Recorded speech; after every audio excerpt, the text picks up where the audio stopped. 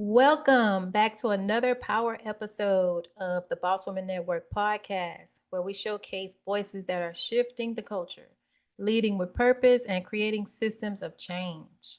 I'm your host, Leilani, and today's episode you'll want to learn a lean in close for. Before we dive in, though, I want to share a special update. As of January 2026, the Boss Woman Network will be rebranding to CEOess. That means a female CEO. So that's CEOess. It's a platform and movement focused on helping women automate their business with systems, reclaim their time, and amplify their impact. So, speaking of systems and strategy, today's guest embodies both. Miss Demetrius Rayford. Did I pronounce that correctly? You did. Yes, she is a recovery coach, professional, trauma-informed consultant, and the founder of Third Life Consulting. Her work focuses on helping survivors of violence and parents of neurodivergent children navigate broken systems with grace and strategy. And with over a decade of experience in reentry support and domestic violence advocacy and peer coaching, Demetrius brings both lived experience and deep professional wisdom to the table. So, welcome, Demetrius, to the Boss Woman Network podcast. Thank you. Thank you so much for having me. I'm so glad to have you. So, let's start from the beginning. You have such a powerful personal and professional journey. Tell us about the moment you realized you wanted to launch Third Life Consulting and what was the turning point for you? Ooh, so I've been in the field of domestic violence and sexual assault work, so working with survivors for a while. Um, my I started it because of my experience, and I didn't fit into one box, right? So, like, there are agencies that can support people that have been incarcerated. There are agencies that can support survivors of domestic violence and sexual assault, and there's agencies that can support parents of neurodivergent children. And when I was working with both survivors and reentry people, I would see that they would be navigating all of the systems and they had to go to multiple different agencies. So I know from my personal experience that I don't fit into a box, and I kept trying to force my vision of what resources and support would look like for survivors, and it wasn't like I couldn't do it underneath everybody else's dream. So I had already been doing speaking and trainings and stuff. So I was like, you know what? I'm going to just go ahead and bet on me and just formalize like my own entity where I can have control over how people are serviced, and I can make my vision work the way that I want my vision to work. I love So that. thank you. So I formally started Third Life, like getting the state stuff, the EIN and all of that stuff this year. Okay. So, did you personally go through any of these type of experiences that triggered you to want to do this? I did. Um I was sexually assaulted by gunpoint at 16. Oh my Um God.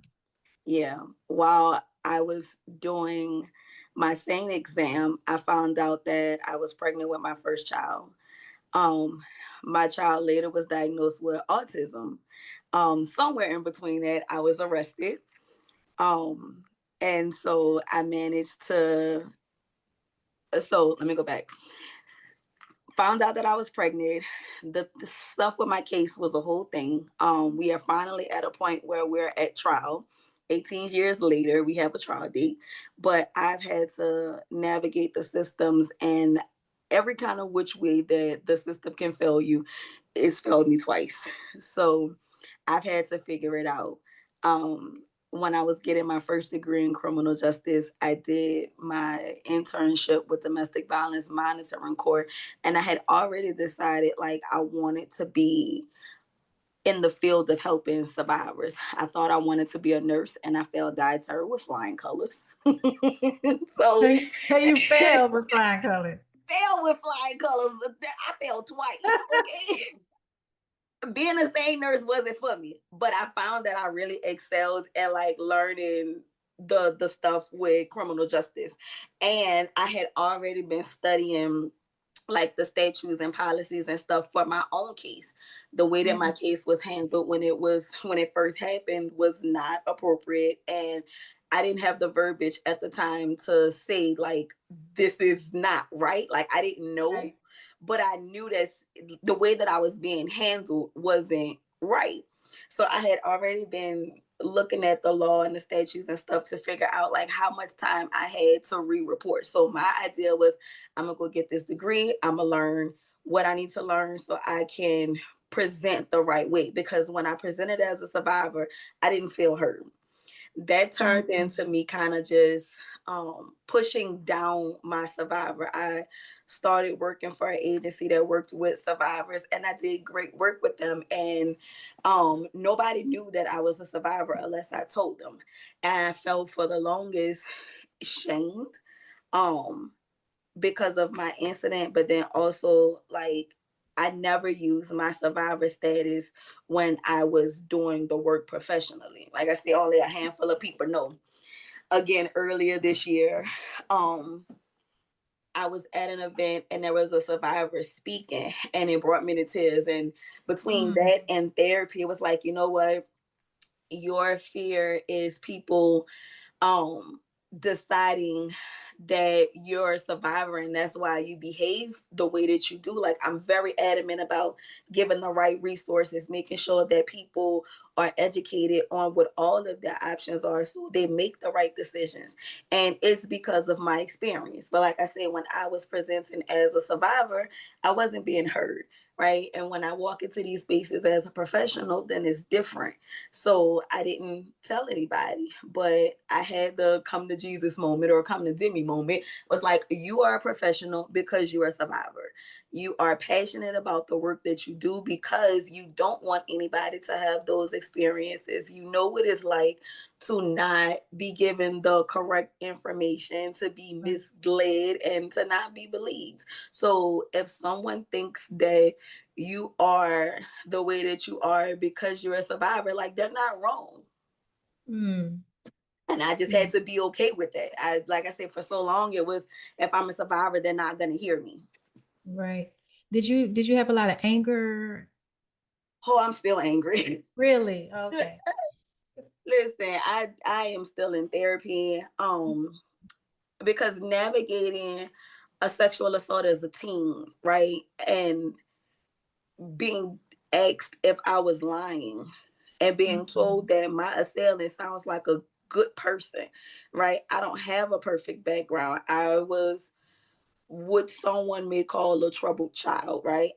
mm, I'm not the quiet child that just lets things go in the family. I'm not like them, right? I've had times where like I've left home because I didn't get along with what was happening at home, right? mm, So my assailant looks like upstanding citizen. They are a military vet, right? They are not ugly. They were entertainer in the system and in the city and stuff. And then you have me, who's a poor child, who was a runaway with the mom, who like doesn't have a good. So like two drastically mm, different.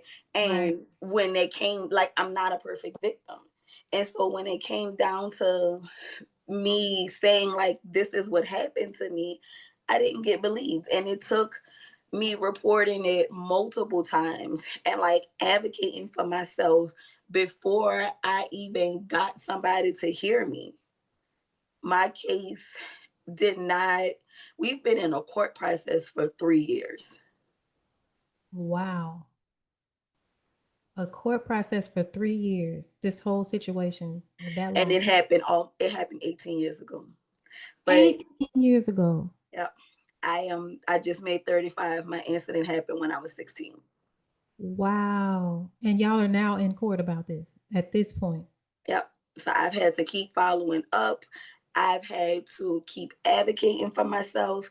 It has been terrible. The court process has been worse than the assault. And that says something because I was assaulted by gunpoint. Wow, that is crazy. Is your child a result of this? Luckily, he is not. I had a Oh, thank boyfriend at God. the time, Okay. but the incident destroyed my relationship. I mean, because you have Mm, teenagers trying to right. figure this out. Mhm. My partner at the time told me that my assault was my fault. Um, so I had to work through a lot of stuff to even, I guess, see myself as a survivor and right, not blame myself for what happened because, oh, if I hadn't did this, then this wouldn't have happened, Right. right? And then, like I said, my partner at the time told me that my assault was my fault. He has told the police that he doesn't want to talk about the incident because he was the first person that I called after the incident happened. He told the police that he didn't want to talk about it because it was the worst day of his life. Mm. I don't recall you being there with me, bro. Oh my God. So he made it about him. I I don't recall you being there with me, bro. If you spent as much therapy, money in therapy as me, like let me know because I'm still ill. Wow. That is crazy. Yeah. And so So while all of this is happening, as my child started making his milestones, and then he just stopped, and then his doctor, who had no bedside manner, told me that something was wrong with my child. And that I should have him tested. So he was nonverbal up until he was 4.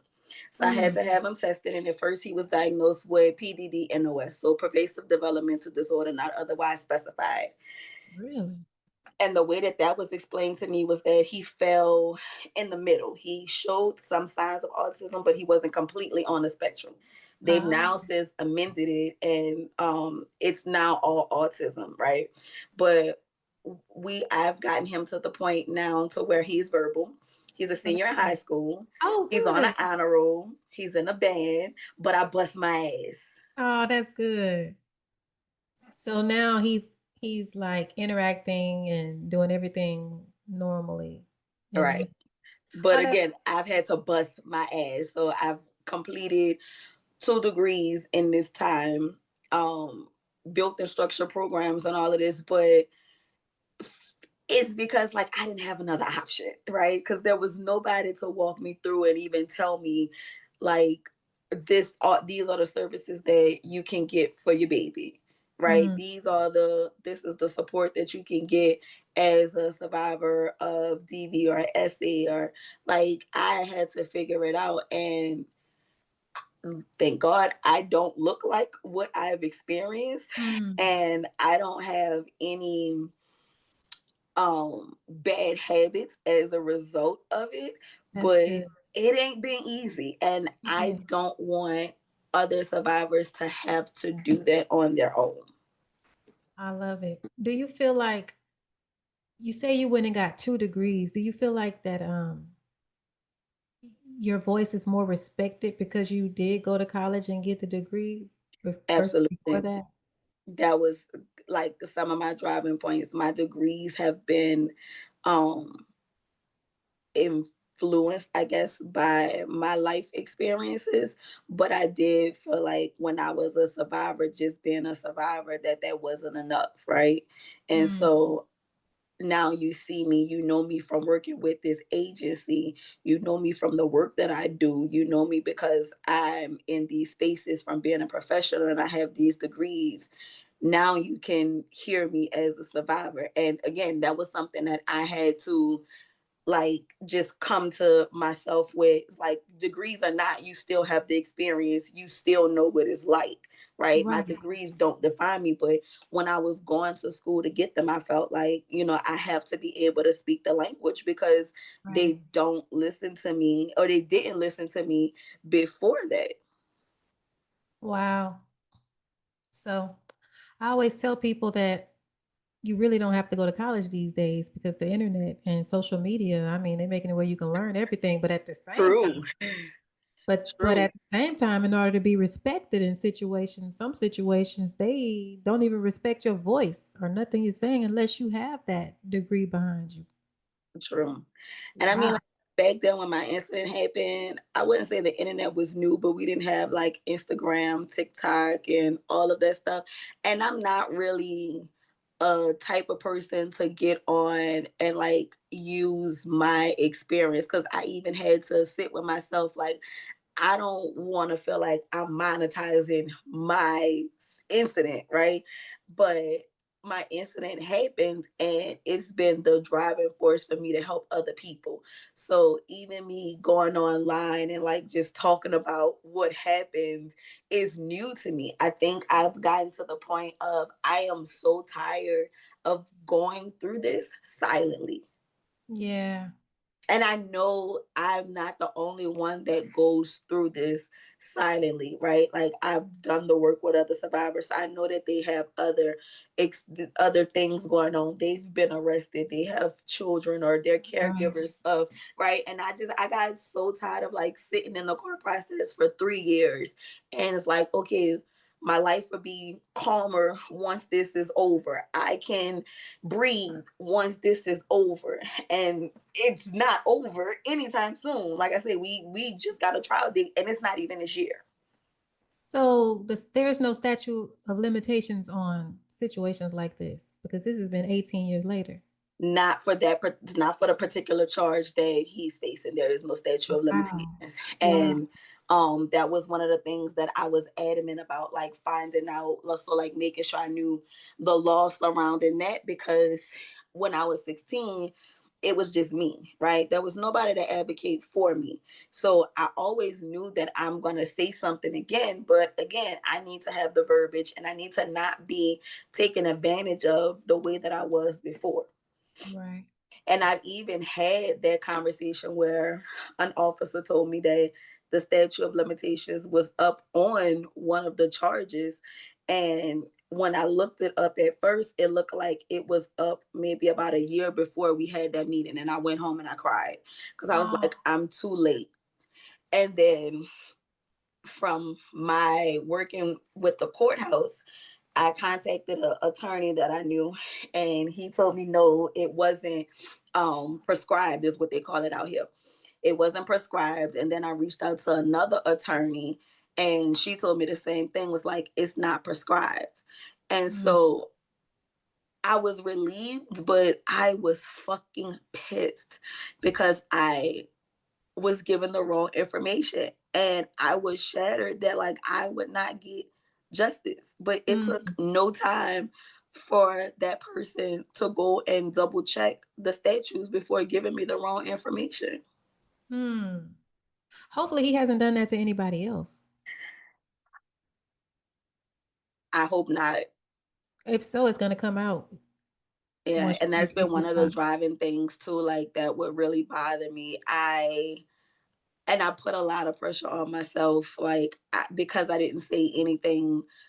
Because and it's not that I didn't say anything. I couldn't advocate for myself when the situation happened. I So hope young. that that didn't turn into somebody else being victimized, because this person has not had any other. It don't look like any other criminal involvement, at least out here. But survivors don't always report, and No, they don't. because of how my incident happened, I would be surprised if I was the only one. But I don't Mm, know. But that would bother me and keep me up too. Like I need to get my stuff together and say something, because I would be absolutely heartbroken if that did happen to somebody else. yeah. Yeah. But ultimately I had to, again, cause therapy. Thank God for therapy. Yeah. Like if he did do that to somebody else, that's not on me. And again, there's nothing that I could do about it, right? Right. When my incident happened, I had what I had, and is it. Right. So you were so young. Yeah. You shared that you're passionate about the survivor-led systems. Can you talk about the difference between trauma informed and trauma responsive and why that is so important for real change?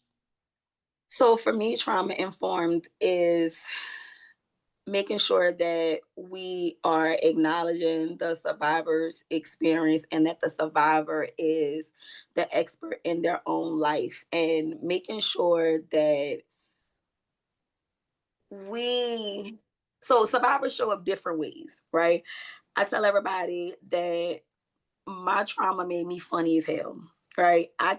My humor is dark, but like it had to be. And I've now gotten to the point of like, it is what it is, it happens, it doesn't make sense to soak, right? But when you see a survivor and there's an incident that happened and she's laughing, right? It doesn't mean that she doesn't take it serious, or she doesn't that she's taking it for a joke, right? That's her way of coping.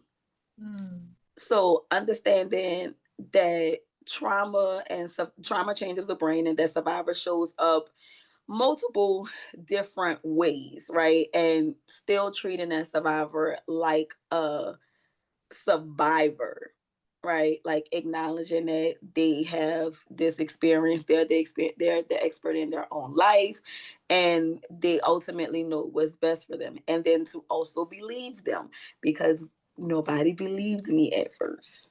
I don't think people believe me now. I believe you. I don't think you'll be fighting 18 years, all this time, Because and I it could did have not done better happen. things with my life and Right. Like, money. I spent a lot of money in therapy, okay? yes.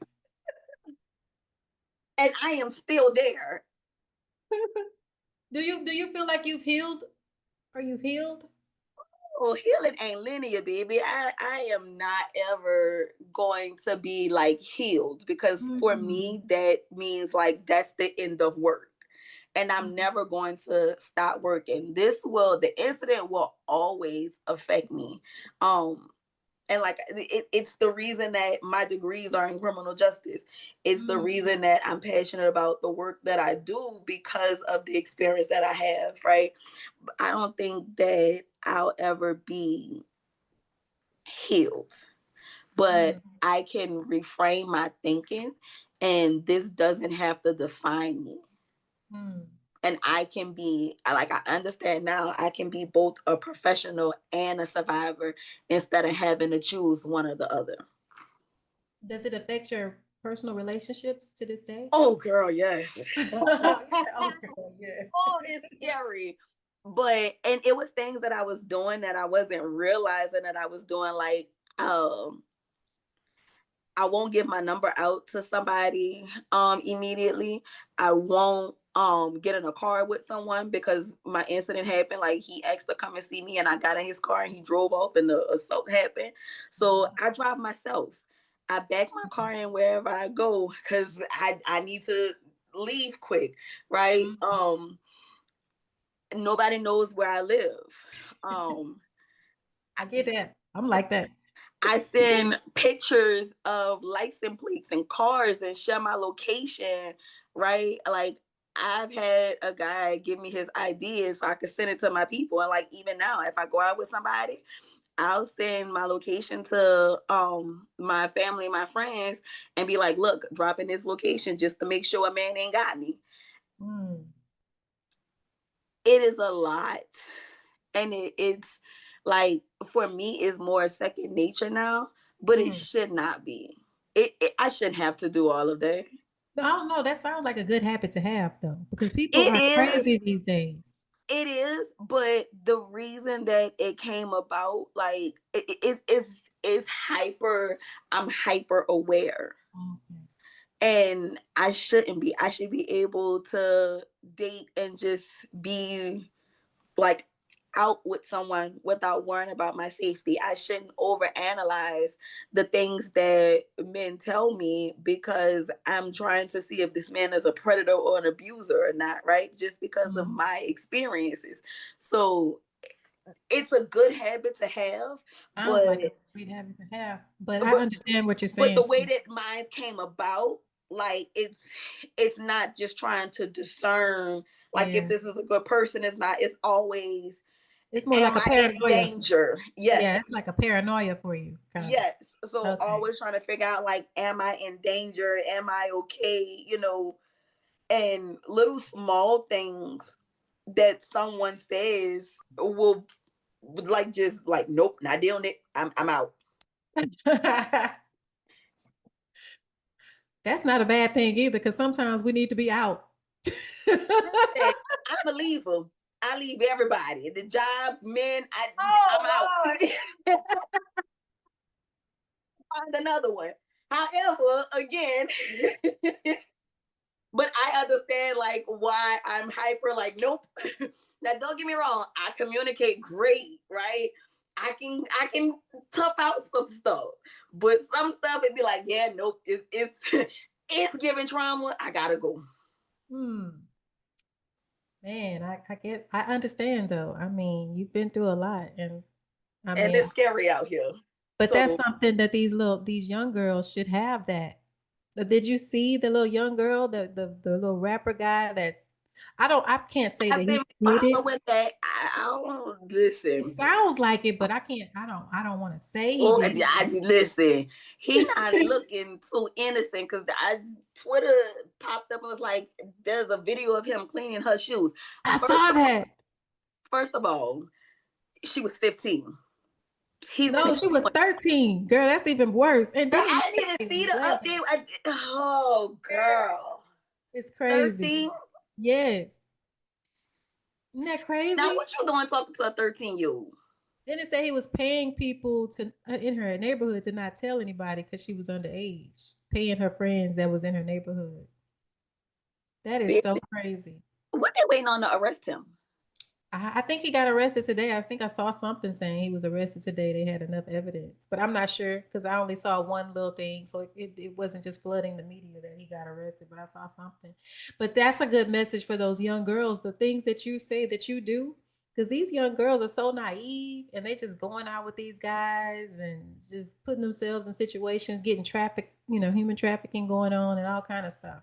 And when you're looking for attention, right? Like, you are vulnerable. My upbringing was, there's not even a word. What's a word more terrible than terrible? Oh, I don't know. Horrific. No, No. no. Whatever it was, that was my childhood. I ain't never had a chance in hell, right? Like, I was birthed into trauma. And so when you don't have a good home experience, when you don't have a parent that believes you when something happens, and you find somebody that's giving you attention, right? You are vulnerable and it can be exploited. Mm. And that's pretty much what happened. Like, I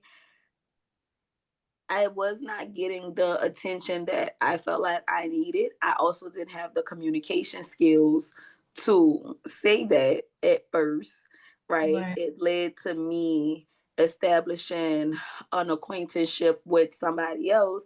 And during those conversations,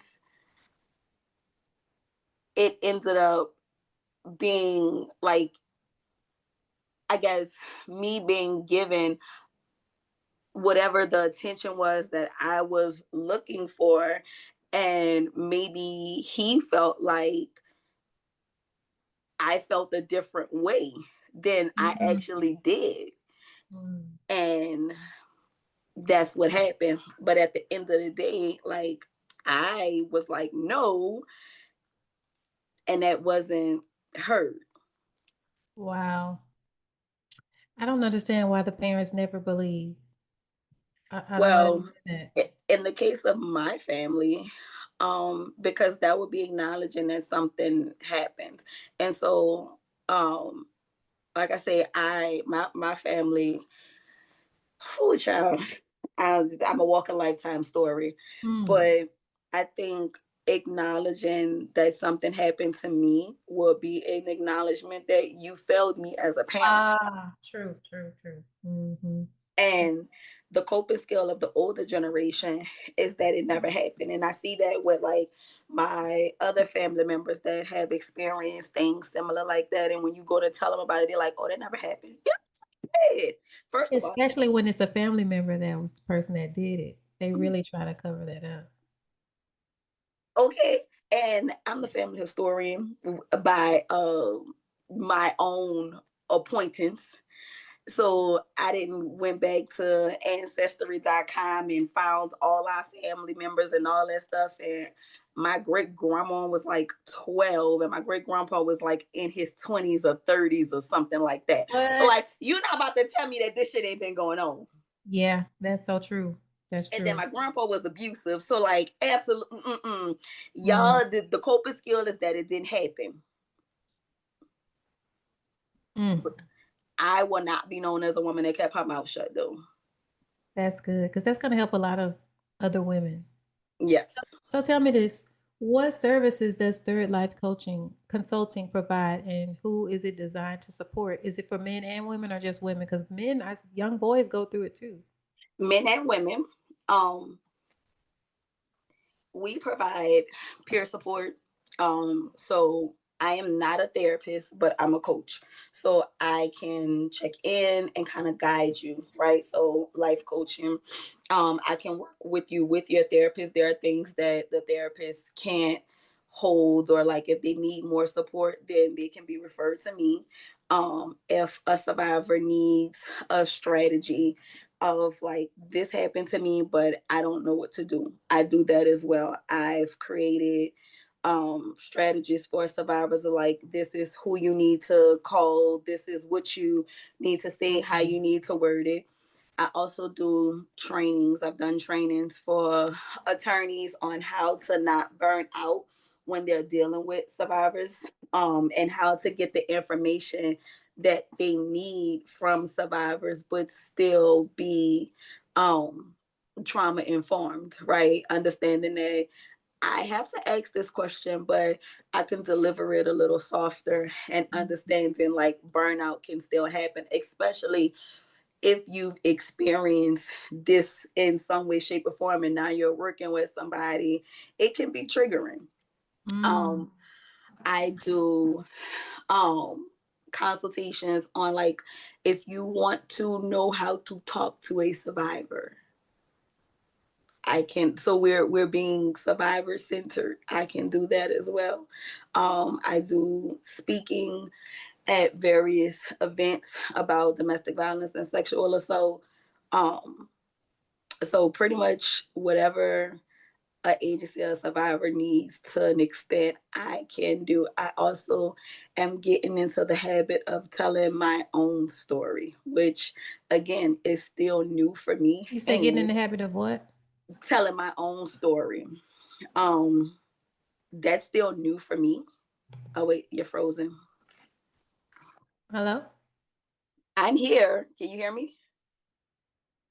Uh-oh, did we get disconnected? Oh, there we go. Can you hear me? Yeah, you say you were getting into the habit of Telling my own story. okay. It's still new for me. Um, and there's only so much that I can say because open case, Right, right, right. but I am also now open to like doing speaking about my experience. Because, like I say, every way that the system could have failed me, it did probably twice or three times. Shit. Mm. I think it's pretty cool that you not only help the survivors, but you help the coaches understand how to handle the survivors. Yeah, the system has not been, it's not easy to navigate. It's really not. Like, and you really have to know where services are, and sometimes people don't. So even if I meet with a survivor and they choose not to work with me, because unfortunately I'm private pay and I know that the population I serve does not always have the means to afford Right. the services that I offer. But I meet with survivors for free.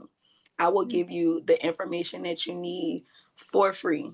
I will attend court with you, walk you through how to do a protective order for free if that's what you need.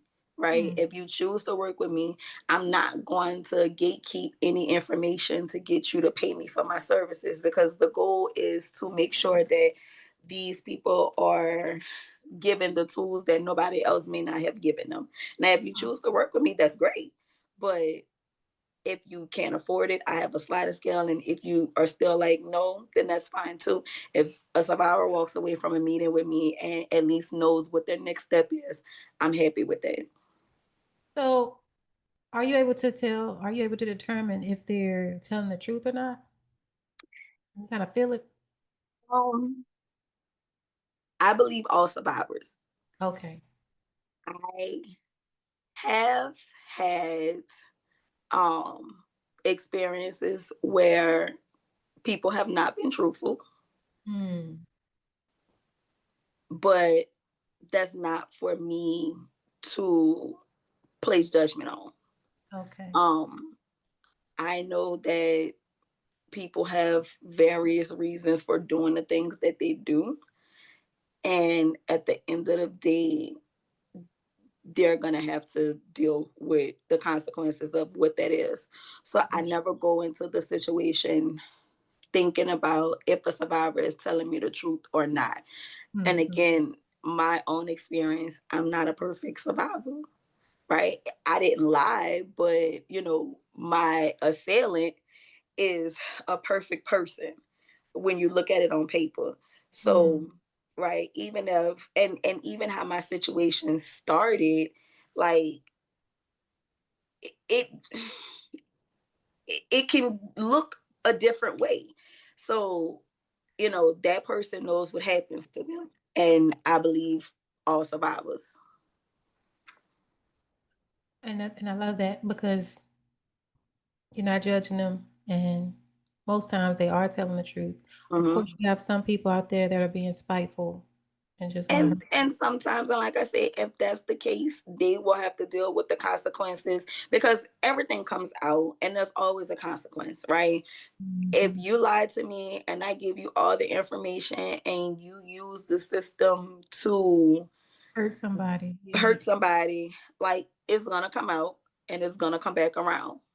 Mhm. So, and my goal has always been to be a safe space.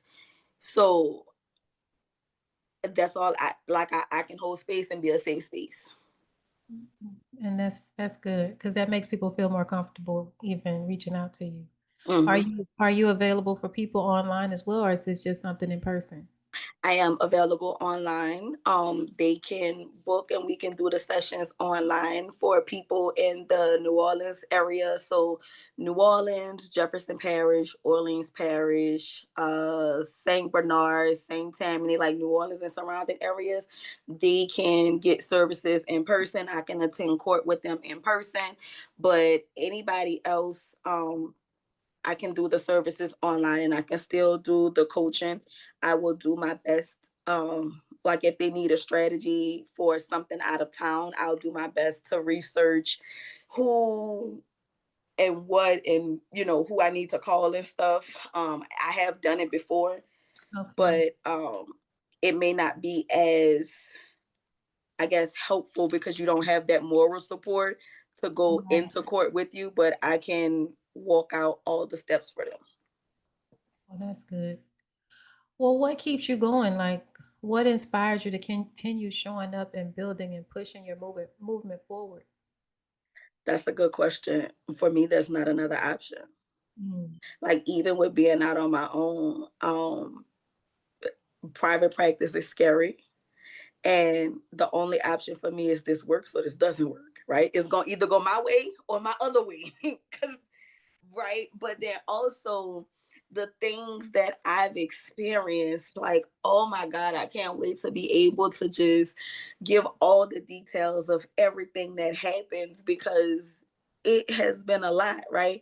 And just knowing that if I give these resources, I give this walkthrough, then nobody else has to experience that, right? you I've dealt with enough being a teen parent, going to school on Saturdays to make sure I graduate, right? Trying to figure out who's gonna watch my child while I'm in college, figure out how I'm gonna make money. Like I didn't need to be worrying about the system, Right. right? Even when I was arrested, now I got to figure out how to get my record expunged, and I got to pay for money for this. Like I don't have time for this. And when I got pregnant with my second baby, like I had re-reported my incident, but my pregnancy, like they were trying to see if I was high risk pregnancy. So I stopped following up on the stuff for my case because I can only do one thing at a time. So knowing that I am genuinely giving the information for people so they can do what they need to do with it, even if they choose not to do anything with it right now. Mm. Okay, I love that. So before we get out of here, um, what's one piece of advice you would give to a woman listening right now, or man, who feels like they're in survival mode? It's okay. I've lived in survival mode for years, and my therapist has had to have multiple conversations with me about like no matter what happens in my case, that doesn't define me. Um, just that it's okay that you're in survival mode. It's There's okay. no like it doesn't have to look a particular way. Like I say, I did work for survivors without ever acknowledging my own experiences. Mm. Okay. So, where can listeners find you and learn more about Third Life Consulting? So thirdlifeconsulting.com, Third Life Consulting on Facebook, and then Third Life Co on Instagram, and I believe it's Third Life Co on Threads. I'm more active on Threads because it's a whole lot easier. I love threads. I love Threads. That is my safe space. Yeah. So yeah, but on my end email, thirdlifeconsultant@gmail.com. All right. Well, thank you so much, Demetrius, for not only sharing your story, but also showing what it looks like to turn pain into power. Thank Your you. work, your work, you're welcome. Your work is such a needed voice in this space, and I know our listeners are walking away feeling seen, stronger, and more equipped. And if this episode resonated with you, make sure to follow Third Life Co. ThirdLifeCo on Instagram, right? That's that right? Yes, that's Instagram, and on Facebook it's just Third Life Consulting. Yes. And make sure you share this conversation with someone who needs it. And Yes, please, because October is Domestic Violence Awareness Month, so that's coming up next month as well. And April is Sexual Assault Awareness Month. oh yeah, we're in the right time. Hmm. Perfect timing. Yep. All right, everybody. Well, thank you for tuning in. Keep being strong, keep showing up, and keep being you. And Thank you. and until next time, thank you, Thank Demetrius you. again. Bye. Bye.